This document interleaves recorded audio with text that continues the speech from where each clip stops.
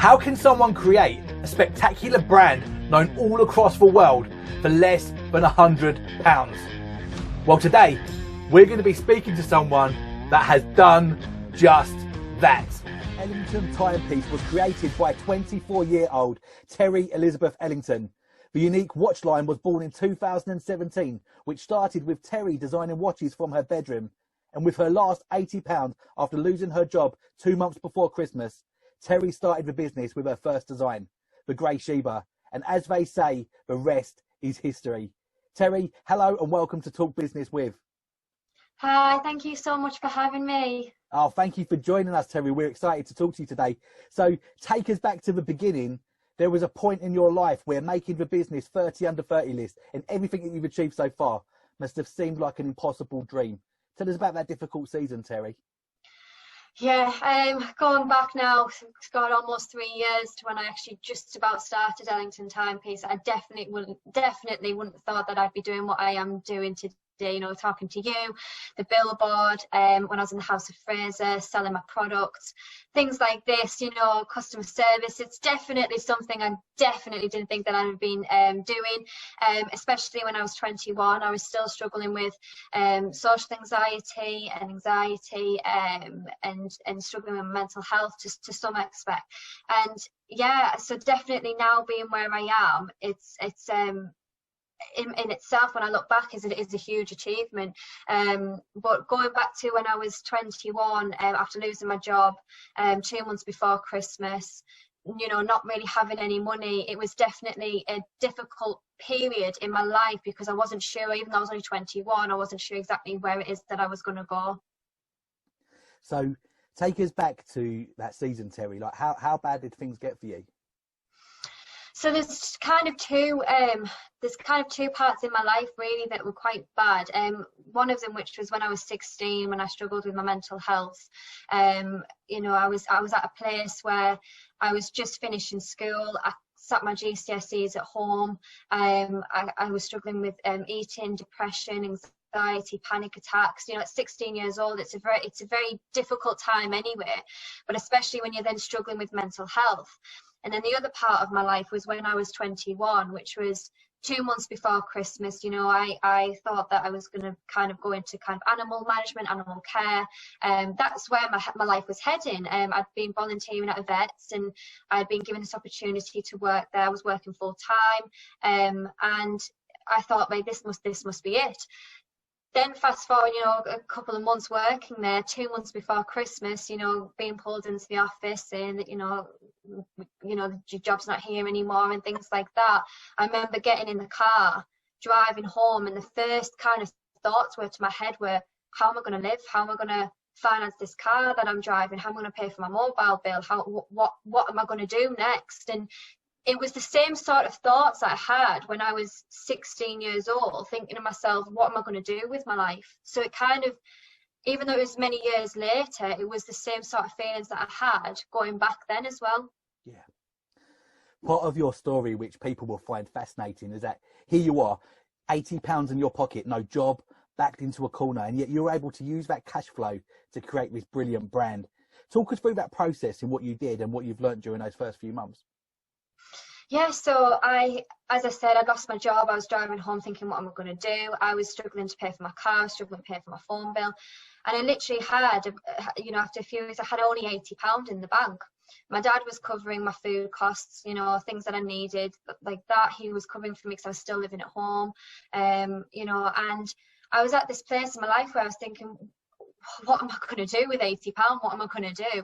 I didn't have any qualifications. I didn't have any GCSEs. I didn't have any huge, great experiences to then go and get, you know, another full-time job or something like that. And one of the things that I felt with me was that I've always been quite determined, even when I've struggled with my mental health. Going back to when I was 15, I wanted to be an actress. I managed to become an actress. I worked for the BBC. Unfortunately, it wasn't until much later a couple of weeks later that I ended up being ill with my mental health. So for me, at that period in time, I still felt how I felt when I was 15, as I said, 16, struggling with mental health. But when I was 21, I'd only had £80 in the bank. I had no idea what I was going to do with my life. And I thought, right, this is it. It's now or never. So there was a conversation that I had with my dad in the car of me saying, you know, what if I created this watch line? And he said, watch line? Now, my love has always been fashion and being creative, and in school I wasn't great at maths or science. Most of my energy went into the creative arts, the creative side of things. But watches was always something that I'd grown up around because of my granddad. So my granddad was always interested in watches. I'd always see him changing batteries, changing straps and things like that. So I knew I wanted to go into fashion, but it wasn't kind of that jewelry, clothes. I felt like there was such a wide market for so many in that, like, you know, like Pretty Little Thing and other brands. So my instant thought was straight away watches, because a few months before I lost my job, I wanted a watch. So that process for me was, at that point, right, this is what I wanted to do. I'm going to try and create this watch line. I contacted factories, and it just went from there, really. Have you always been entrepreneurial? Was you one of those kids selling sweets to your mates at school? No. No, I definitely was not that. I was not that at school. I actually don't know where the kind of entrepreneurial sort of side has come from me. It could have come from maybe my dad really. My dad growing up, he started off as a mechanic, and then he went into selling cars. And then what actually happened was that he started his own business with my granddad in kind of financial servicing, so life insurance, mortgage insurance, things like that. And I'd always seen my dad work really, really hard. Unfortunately, in 2008, when the banks collapsed, my dad and granddad lost their business. So we went from living in, you know, a relatively nice house, you know, with cars, and we had horses, things like that. Overnight, we lost everything. So it ended up really being that we'd gone from this beautiful home that kind of was ours to then ended up in a rented house with only one car. We lost the horse, we lost everything. But I've always seen my dad not give up. It wasn't until years later, when I was struggling with my own mental health, he actually opened up to me and explained that he actually struggled with his own mental health at that time when he lost everything. So the entrepreneurial side is kind of, I've seen it from both sides of doing really, really well and losing everything. And I think that's kind of how I've managed to keep kind of level-headed and very much more business-like, and taking the emotion out of it and seeing what can happen. Yeah, it's really good. It's one thing designing beautiful looking watches, but to then get these manufactured and on sale is huge. Talk us through that journey. Yeah, so that's kind of it kind of happened so quick, but it felt so long at the same time. So I contacted factories. I literally sat on my bed. I opened my laptop, so I just literally typed in watch factories. That was it. That was literally it. And it came, and a few factories came up. I started talking to them, and they started telling me of designs and mechanisms such as Japanese quartz movement, 380M. I had no idea what any of this meant. I had to use Google to find out all of this information, because I didn't want to go back and say, what does that mean? So I had to do that. So I ended up designing what was the Grey Sheba, and they showed me different designs. And it went from paying my last £80 in my bank, which was at the conversion rate of around $115. Now, I didn't know the conversion rate. I didn't know really about that. They just said it's $115, and I was like, right, I don't have that. It turned out to be the £80. So I spent my final £80 on this watch, because I had two thoughts really. It was either going to be spent on a bill, or one bill, but I wasn't going to be able to do anything else, or it was going to be spent on something that could potentially make into something. So I spent it on that. I then went down to a small company called 5 Lamps, who specialise in helping people set up their own businesses. Now, when I went there and told them my business plan and things like that, a lot of eyebrows were raised, because they were kind of used to kind of people maybe coming in and saying they want to be a mobile hairdresser or window cleaner, those kind of jobs, local jobs. So when I decided that I wanted to become a kind of a watch brand, they were thinking, okay. Yeah.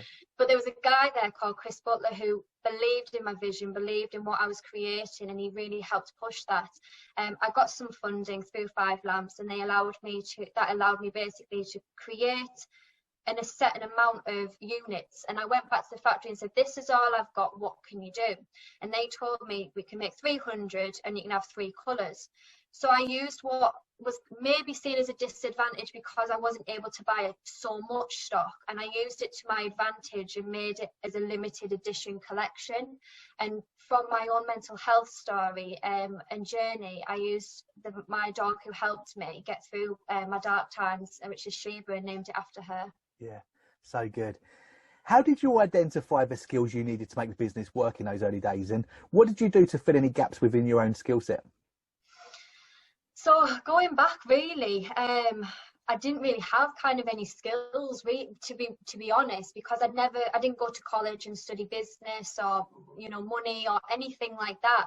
It was just an absolute learning curve. I just spent hours and days learning about running a business. A lot of the things can't be taught from someone else or reading things. A lot of the skills comes from experiencing things, whether that be a negative or whether it be a positive. And when those things happen to you, you can take those skill sets. A lot of the kind of skills that I was lacking were things that I didn't have experience of, which my dad did, or Chris, who was working Five Lamps, you know, allowed me to have other people's skills that basically then helped me progress. Yeah. If someone listening had £80 to start a brand new business right now, what advice would you give to them? Oh God. So probably the biggest thing that I would say is try and create something that isn't there. Or if there's something, so for instance, for me, obviously watches is a big massive thing. There's huge watch brands out there. Now I needed to think for myself, right, how can I create something that isn't there? And for me, it was creating a brand that doesn't have, you know, I mean, my brand has really become about my story and my designs and me as a person. When you look at other kind of brands out there, it's just become a brand. It's the product. There's no real emotion behind it. So I think a lot of people, if there's someone listening who wants to start their own brand who doesn't have a lot of money, it's creating something that you want maybe out there. For me, when I talk about my mental health as well, I'm talking from a place where if there's a 16-year-old where I was back when I was 16, being able to listen to me, I was the person that I needed back then. So create something that's from you, that you are passionate about, and everything else, I promise, will just kind of flow with it, really. Yeah. You've learned how to leverage the power of social media really well. How key is social media as part of your marketing strategy, and what tips would you give to people listening? For me, social media, it's mainly been in the last year for me with social media. Obviously, I've been running the brand for kind of 2.5 years now, and at the beginning, social media was more of just getting it out there, just really telling who I am and about my brand. It wasn't really until 2019 in December, which is funny enough, literally in a few days last year it will be. But I went down to Newcastle. I got a photo in front of a billboard which had my brand on in Newcastle Airport. And I had this kind of opportunity to go there, get a photo next to it. And now I could have just uploaded that and said, this is my brand, there you go. But instead of doing that, I decided to use a platform called LinkedIn. Now, it's not a platform really that I'd used before, that we hear of Instagram and Facebook. But for me, what I had done was decided to kind of open up and share about my own personal experiences of being an entrepreneur, given that LinkedIn is very much an entrepreneur business world. And I felt that maybe people could relate, but I didn't know at this point. And I ended up writing a full paragraph post about the struggles of being an entrepreneur, how I'd sold my car, so, you know, slept on the sofa. Literally, this was kind of my last shot. And within literally a few days, that post reached almost 2 million people, I think it was, and it just exploded. And then from then, it's become more around the brand, but also my journey as an entrepreneur and my journey of sharing the actual the highs and lows. So my social media has been more about me telling my story of running a business. And I think the only advice that I can really give is just being honest with people and being honest about what it is that you are creating. Yeah. You've quickly developed a reputation for delivering excellent customer service. How important is that to you, and what do you have in place to ensure that you keep up this consistent level as you continue to scale? For customer service, it's a massive thing for me, because it's, at the end of the day, you are giving a product to somebody who essentially has paid for something. So for me, it's about giving a customer service how I expect, what I would want from customer service, but also it goes a little bit deeper than that. A lot of the time I'll actually receive emails from people, you know, saying, my partner's gone through this. They'll read about my story, they'll read about the brand's ethos and around mental health, and a lot of the time I'll have people message me saying, can you print off this note, can you do this extra special thing? And I just think that it just allows somebody to have that bit more of an experience, a greater experience than just getting a product that they've purchased. It's going that extra mile, it's making sure that they're happy, it's making sure that their product is there, delivered on time, and things like that. I mean, at the very, very early stages of my business, instead of going to the post office and posting, I would actually get in my car and drive locally and actually knock on the door and deliver my watches and actually thank them face to face, because them buying my product is allowing me to being able to keep doing what I'm doing. So I think customer service is one of the biggest things when running a business. Yeah, brilliant. What are some of the hardest lessons you've had to learn in business so far? There's a few. I think one of the hardest things that I've learned is that not everyone has your best interest. I think that there's a lot of kind of, I guess, I don't know, maybe before I went into business, you would think of the likes of, you know, Lord Sugar and how intimidating and things like that. And there is a community of people out there who are so supportive, even complete strangers, and that is the best thing that I have learned through being in business. But the biggest and hardest lessons have been that not everybody has your best interest, so make sure you are guarded. You don't tell everybody everything that you are doing.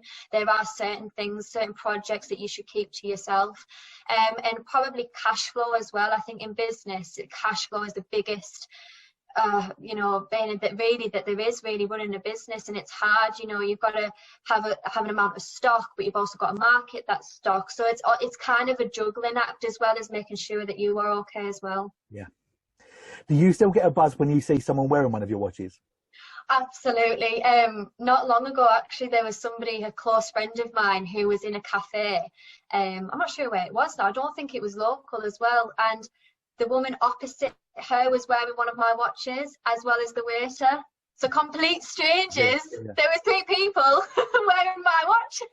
So I was like, oh, I can't believe that. So it's amazing. It's a great feeling, especially to hear that. And as well as getting emails from people saying that I've gone out to this place and everyone's complimented on my watch. I've sent them to your website, but also the fact that now people around the world are now buying my watches. I'm getting purchases from Dubai, Australia, America on it, and it's just an amazing feeling knowing that a design that I've created or something that I've done has kind of gone around the world now. Yeah. As an entrepreneur and business owner, what are some of your biggest strengths and how have you developed these? My biggest strengths, I think it comes from really before I started Ellington Timepiece, but also I've developed strengths through Ellington Timepiece. So my strengths before Ellington Timepiece is that I am a very stubborn and determined person. When someone says no, I feel like I have to do something to prove them wrong. So that kind of has driven me through Ellington Timepiece, and the skills that I've learn is patience. Before Ellington Timepiece, I don't think I had a lot of patience with things. A lot of the time, that although I was determined, I was also very impatient, which sometimes had an effect with maybe my decisions. Whereas through Ellington Timepiece, it's actually taught me to be more patient, and that things don't happen overnight, and you've got to keep going and keep plodding on, really. And those are the skills that I've ended up having as an entrepreneur. Yeah. As life continues to get busier and busier, as a business continues to grow, what impact does this have on your work-life balance, and how do you manage that? Yeah, it's one of them things where it's just a juggling act, really. Kind of at the very, very start of Ellington Timepiece, it was, you know, 1 or 2 parcels here and there. It was getting in the car, going to kind of knocking on doors, things like that.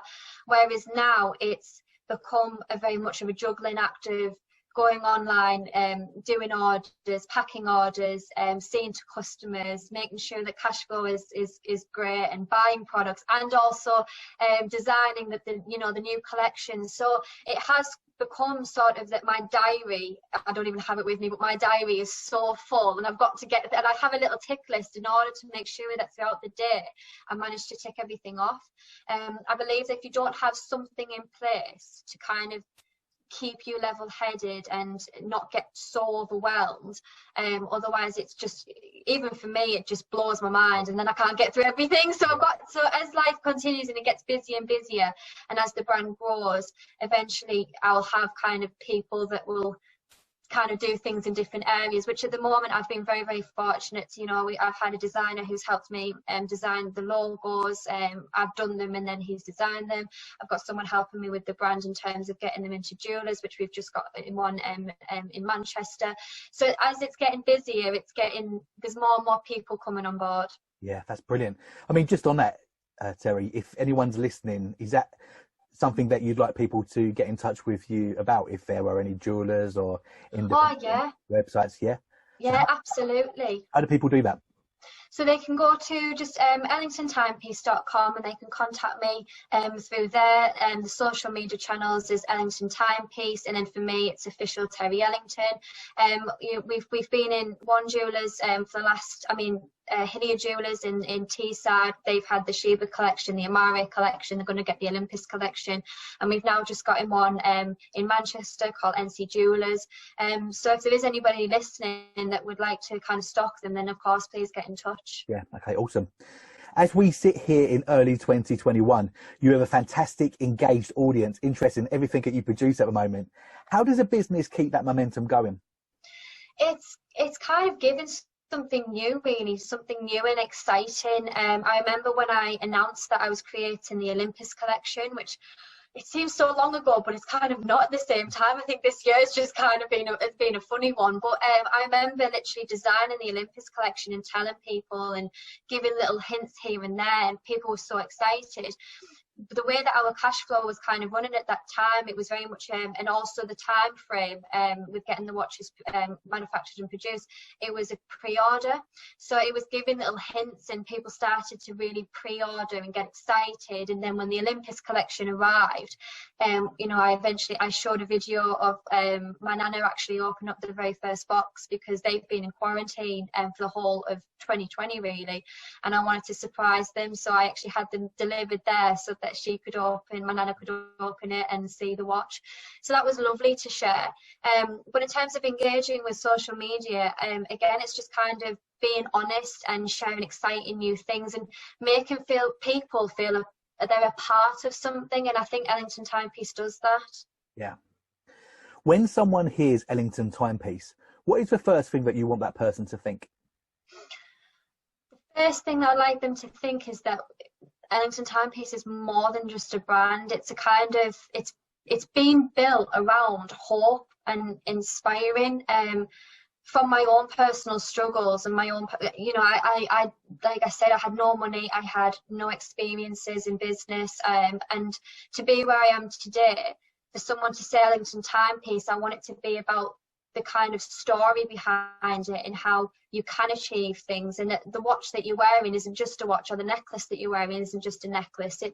That's something more. That's something that gives to somebody. I think Ellington Timepiece has become very much of a community as well, not just for watch collectors, because these are kind of limited edition collectors, but also for people to feel a part of something much bigger.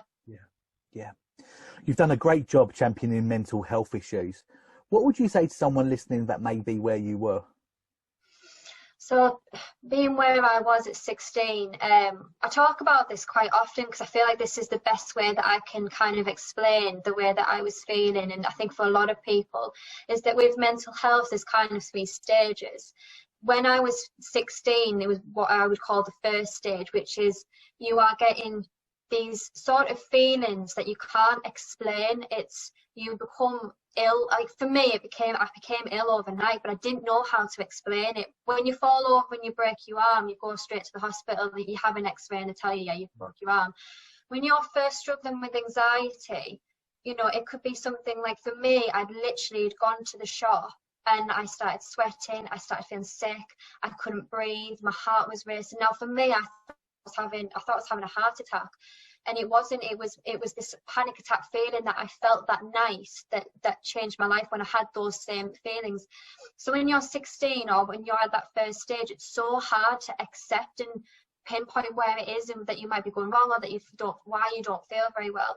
The second stage is acceptance. It's getting that information, so whether it be from a doctor or online or speaking to somebody. It took me a long time really to get that information, because when I was 16, the doctor just told me, you're doing your GCSEs, you'll get over it.